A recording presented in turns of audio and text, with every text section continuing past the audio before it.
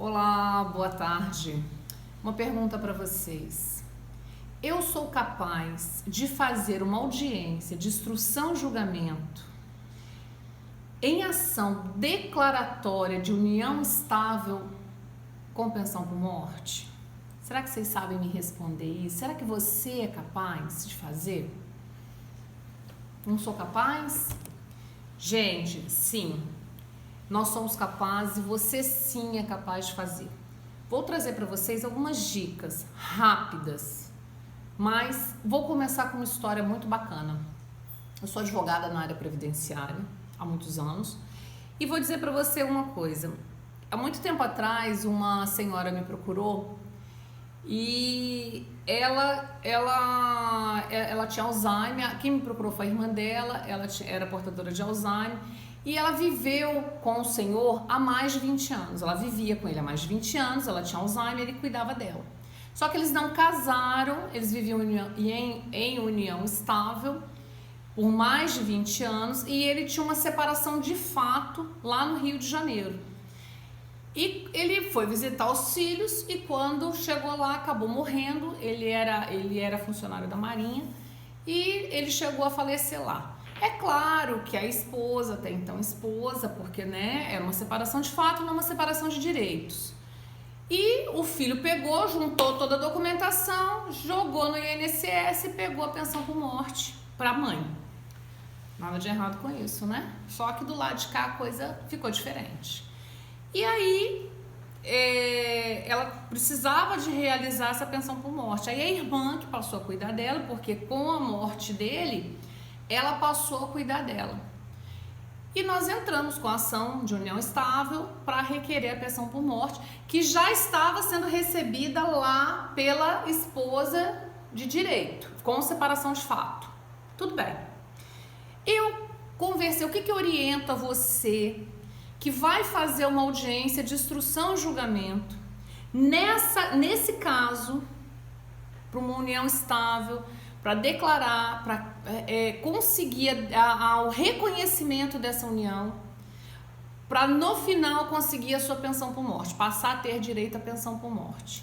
Não vou discutir aqui para vocês, gente, não vou trazer que hoje a pensão por morte mudou, você só recebe 50%, não vou entrar nesse mérito. Vou me ater somente à audiência de instrução e julgamento. O que as suas testemunhas precisam comprovar para o juiz?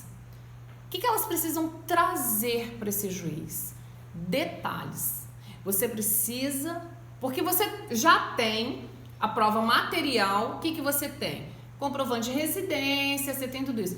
Ela não tinha nada. Esse caso que eu trouxe para vocês, essa história é uma história verídica, foi uma cliente minha. Ela não tinha nada. Gente, ela tinha umas fotos que a irmã conseguiu, porque ela com Alzheimer, ela também já não tinha condições nenhuma de fazer nada. Ela conseguiu umas fotos muito antigas dos dois, é o que a gente juntou, uma carta e mais nada. Nem o contrato de aluguel, os dois moravam de aluguel, eles não tinham nada, absolutamente nada, para comprovar essa união estável. Conversei com as testemunhas e procurei saber deles, numa entrevista com as testemunhas, eu procurei saber o que tinha, o que vinculava tudo aquilo sem não é sem induzir, a palavra não é indução, mas assim, sem que as testemunhas percebessem que eu estava fazendo esse tipo de averiguação. Você tá me entendendo? Eu fazia perguntas chaves, perguntas que me trouxessem detalhes, que comprovasse a união daquele casal. Porque quando você traz detalhes, você liga o detalhe, a prática ao ato, você consegue uma coisa chamada especificidade, torna-se específico. Vocês entendem? Então, assim, como é que eu cheguei nisso? Eu perguntei para ela, para uma das testemunhas, quando ela acordava, quando ela via, porque ela me relatou que via eles passeando todos os dias pela manhã. Mas passear de mão dada todos os dias pela manhã não tinha uma especificidade.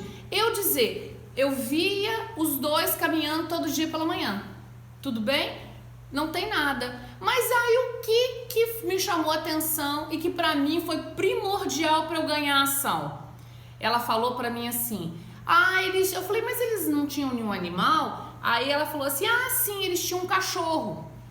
E eles passeavam todos os dias, eles iam até a padaria com o cachorro e o cachorro ficava na porta da padaria com ela enquanto ele entrava para buscar pão.